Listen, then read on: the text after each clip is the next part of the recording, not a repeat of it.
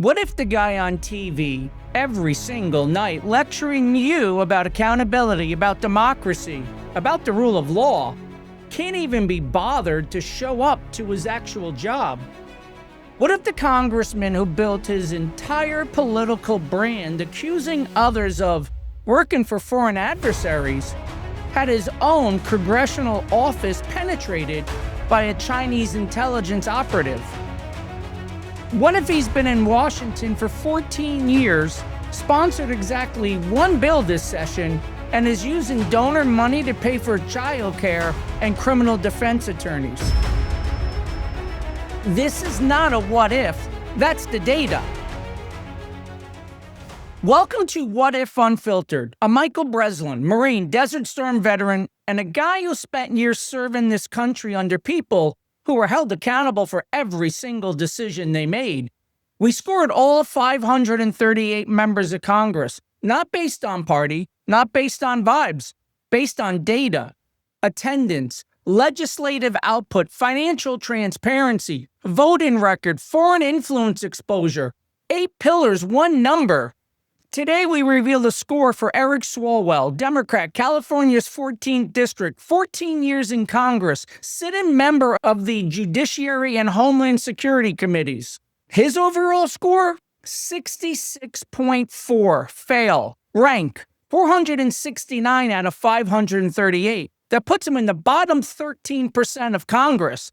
Let's show you exactly how we got there. Here's the full scorecard. 8 pillars. Let me walk through what you're looking at. Dedication to public service, 69, it's a fail. Fiscal integrity, 65, fail. Foreign influence exposure, 69, fail. Mission over personal, 79, requires improvement. Financial integrity, 85, the one bright spot. Voting and sponsorship, 50, fail. Legislative effectiveness, 46, fail. And then there's this one. Attendance, 15. 15. Not 50, not 30, 15 out of 100. And for context, that score puts him in the same category as members who missed over 70% of the votes due to documented illnesses or geographic emergency, but there's no medical excuse on file for Senator Swalwell. There's just cable news. We'll get to every number, but keep that 15 in your head because everything else about this man makes a lot more sense when you understand that 15. Stay with me. The senator missed 39.05% of the votes in the current session. Do the math. Nearly 4 out of every 10 times his constituents needed him to stand up and be counted. He wasn't there. The chair was empty. The vote was cast without him. Now, here's where it gets sharp, because while that seat sat empty in Washington, Eric Swalwell was somewhere else. In fact, a lot of somewhere else's. Cable news studios, CNN, MSNBC, doing segments, being the guy, building the brand. The man with an attendance score of 15 is on your TV screen talking about accountability. His salary, $174,000 a year, paid by us. Full benefits package, paid by us. A congressional staff, paid by us. And he can't show up to work more than 4 out of 10 times? I spent time in the Marine Corps, and I can tell you exactly what would have happened to a Marine who missed 39% of his duty. It wouldn't have been a cable news segment. It would have been a UCMJ. He has more cable news appearances than sponsored bills. We'll get to the bill count in a minute. Brace yourself. 14 years. Eric Swalwell has been a United States Congressman for 14 years. Since 2012, he's been to 14 State of the Union addresses. He's been on 14 rounds of committee assignments, 14 years of $174,000 salaries, 14 years of staff, offices, resources, power. Bills sponsored during this session? One bill. Legislative effectiveness score, 46 out of 100, one of the lowest in the entire United States Congress. Now, I want to be fair. Sponsoring bills isn't the only way to legislate. There's co-sponsorship, amendments, committee work. We score all of that. He still gets a 46, but let's call it what it is. Swalwell is not in Washington to pass legislation. He's in Washington to be famous. He's running for governor of California. He's building a national media profile. He's fundraising. He's on TV. Congress is his platform. It's not his job. And the people of California's 14th district, and the rest of us for that matter, are paying for that platform. His fiscal integrity score, 65, fail. Here's what's in those campaign finance disclosures. Over $200,000 of campaign donor money spent on childcare. More than $102,000 to a single childcare provider. $57,324 to a DC daycare. He reimbursed himself directly from campaign funds for childcare expenses. He also paid his wife over $6,000 from his gubernatorial campaign account for childcare services. And then there's this, $300,000 in campaign funds spent on white-collar criminal defense attorneys. The Heritage Foundation flagged the childcare spending as, quote, inherently personal, meaning it should come out of his pocket, not the pockets of donors who thought they were funding political advocacy. These are the people who donated to his campaign, people who believe in his politics, and their money went to pay for kids' daycare and his attorneys. Fiscal integrity, 65, and honestly, I'm surprised it's that high. This is the one that should bother every American regardless of party. In 2015, the FBI gave Swalwell what's called a defensive briefing. They sat him down and told him that a woman named Christine Fang, also known as Fang Fang, was a suspected Chinese intelligence operative and that she had been cultivating him. The FBI's assessment? She was running a long-game intelligence operation. She didn't just show up when he was a congressman. She targeted him when he was on the Dublin City Council before he even got to Washington. That's not random. That's a patient, sophisticated foreign intelligence strategy. She even fundraised for his 2014 congressional campaign. And get this, she placed an intern inside his Washington, D.C. office. Swalwell cut ties after the FBI briefing. The FBI closed the investigation and somehow no charges were filed. I want to be clear about what the record shows, and I want to be equally clear about what it means. Because while all of this was on file, Eric Swalwell served for years on the House Intelligence Committee, the committee that oversees the CIA, the NSA, the entire American intelligence apparatus. And during those years, he was one of the loudest voices in Congress insisting that Donald Trump had colluded with Russia. Night after night, hearing after hearing, TV appearance after TV appearance. The man whose office was penetrated by Chinese intelligence was sitting on the committee that oversees American intelligence, while publicly accusing the sitting president of being an asset of a foreign government. This is not a political attack. This is the documented sequence of events. Foreign influence score, 69, another fail. But we're not done with the foreign influence angle. Not even close. So we've got the Chinese intelligence connection. You'd think that would be enough foreign entanglement for one congressman, but Swalwell wasn't done. Between 2020 and 2024, Swalwell took at least 6 trips to Doha, Qatar, all sponsored by either the Embassy of Qatar or the U.S. Qatar Business Council. 6 trips in 4 years.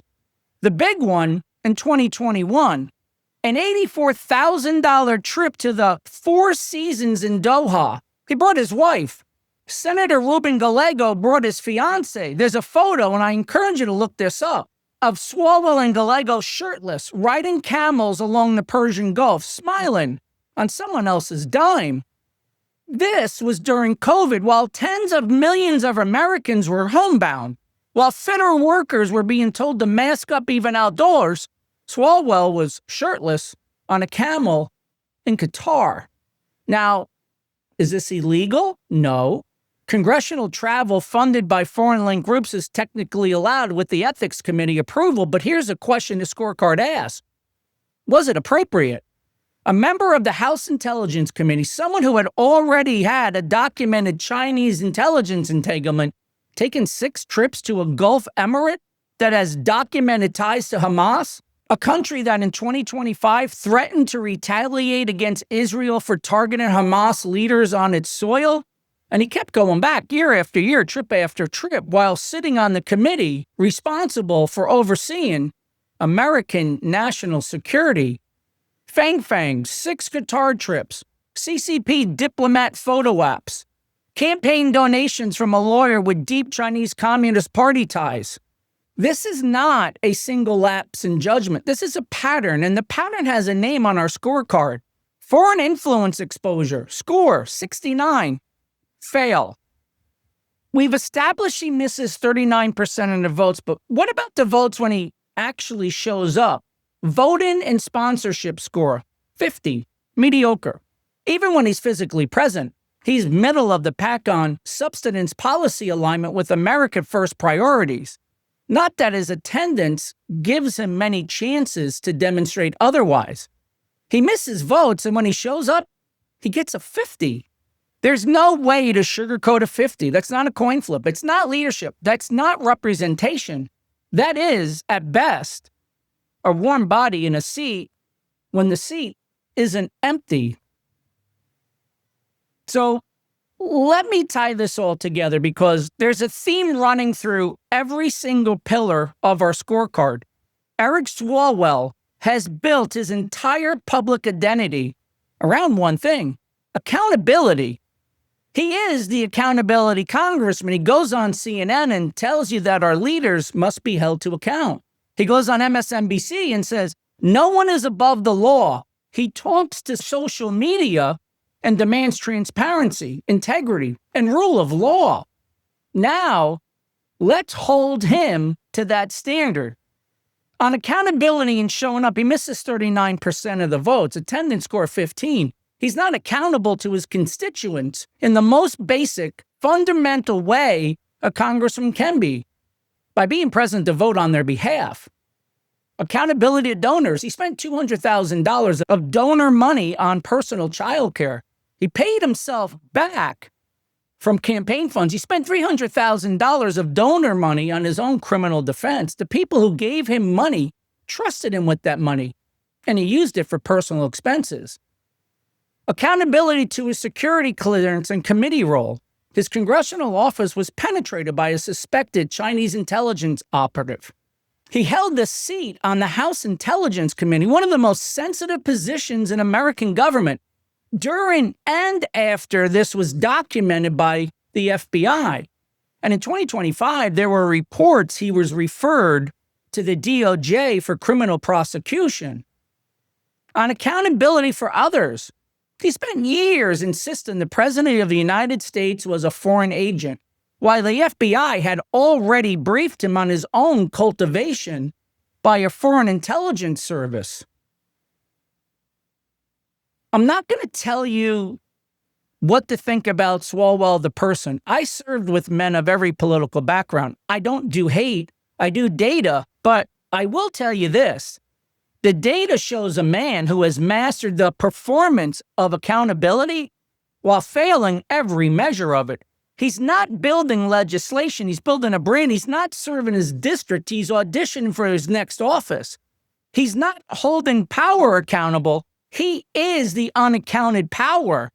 And the voters of California and the American taxpayers are funding all of it. We deserve to know what's going on. Now, here's where it gets even more absurd, because Eric Swalwell isn't just collecting his $174,000 while he's missing 39% of the votes. He's running for governor of California. Let that sink in. The Sacramento Bee reported, and this is a direct quote, that Swalwell has not cast a single vote since entering the governor's race. Not missed a few, stopped voting entirely. He's using his congressional seat as a campaign launch pad while the people of the 14th district go completely unrepresented, and he wants a promotion. I want you to think about this in any other job on earth. You miss 39% of your shifts. Your boss finds out. And instead of apologizing, instead of doing better, you walk into the boss's office and say, actually, I'd like to be promoted to regional manager. In what universe does that work? And here's what makes it worse. It's not just us saying this. His own fellow Democrats are saying it. One of his Democratic primary opponents, Tony Thurmond, publicly called him out as, quote, a man who doesn't even bother showing up for work in Congress. Another rival, Tom Steyer, is running attack ads, specifically targeting his attendance record. His own party is tired of him. And then there are reports, I've seen the clips, that even his Democratic colleagues in Washington have to beg his office to get him to co-sponsor legislation, as if he's doing them a favor, as if the basic function of a congressman participating in the legislative process is beneath him. That's not service. That's not even laziness. This is a man who's decided that the job the people of California elected him to do is a stepping stone. And the stepping stone doesn't even need to be polished. It just needs to be stood on. California, you're about to vote. Ask yourself, does a man who scored 66.2, who missed 39% of the votes, who sponsored one bill in 14 years, who hasn't cast a single vote since announcing his campaign, does that man deserve a promotion to the highest office in the largest state in America? The scorecard says no. The data says no. His own party says no. But it's your call. Quick break. If you want to look up your own congressman's scorecard, run the numbers yourself, see where they rank, go to whatifunfiltered.com. Our new interactive tool is live. Enter any member's name, see their score, every pillar, every data point, publicly sourced. But you're going to have to be a member at the Patriot level of above. But this isn't our opinion, it's their record. And if you're in California, go look at who else is running, compare the data. Let me close this out. Eric Swalwell, score 66.4, fail, rank 469 out of 538, bottom 13% of Congress. Attendance, 15, legislative effectiveness, 46, fiscal integrity, 65, foreign influence, 69, voting and sponsorship, 50, one bill in 14 years, 39% of votes missed, $200,000 of donor money on personal child care. A Chinese intelligence operative who fundraised for his campaign and placed a staffer in his office while he sat on the intelligence committee and accused others of foreign collusion. That is what his scorecard reveals. Not opinion, not politics, just data. Then add in 6 Qatar trips on foreign money, a Chinese spy in his orbit, $200,000 on childcare, $300,000 on criminal defense, one bill in 14 years, and he wants to be governor. But here's why this episode matters beyond one congressman from California. Swalwell is not an anomaly. He's the epitome of what's wrong with Washington. Every broken trend in American politics, he personifies it. Every celebrity politician who cares more about TV appearances than legislation, that's Swalwell. One bill, 14 years, but 100 cable news hits a year. The revolving door on foreign influence, where lobbyists and foreign governments buy access through trips, donations, and relationships, that's Swalwell. 6 Qatar trips, Fang, CCP photo ops, campaign donations from lawyers with Chinese community ties. The campaign finance abuse where donor money became a personal slush fund. That's Swalwell. Think about it, $200,000 on childcare, $300,000 on defense attorneys. Oh my God, $300,000. What did he actually do? And then payments to his own wife. The absentee congressman who treats the job like a hobby, that's Swalwell. 39% miss. Stop voting entirely once he entered the governor's race. His own party has to beg his office to co-sponsor bills. The double standard where politicians lecture you about accountability, while being accountable to no one. That's Swalwell. On TV every night demanding transparency while your scorecard is a 66.4. And the ultimate insult? The politician who fails at the job and then asks for a promotion. That is Eric Swalwell running for governor of California. He's not unique. He's representative. There are Swalwells in both parties, in both chambers, in every state. The names change, but the pattern doesn't. And that pattern only continues if we don't measure it, if we don't score it, if we don't put it on record and then hold them accountable. That's what the Citizens Governance Index does. That's what a scorecard is for. Not to destroy anybody, but to show you the truth so you can make informed decisions with your vote. The threshold for passing the American First threshold is 80. He scored a 66.4. 14 points below the passing grade, similar to what his attendance score is. He didn't make it. If this matters to you, and it should, share this episode. Every American deserves to see these numbers. The interactive scorecard tool is at whatifunfiltered.com. Support the mission on Patreon. Links in the description. Next week's reveal is Lindsey Graham, the man who loves wars and loves Israel first. You're not going to want to miss it. I'm Michael Breslin, and this has been What If Unfiltered.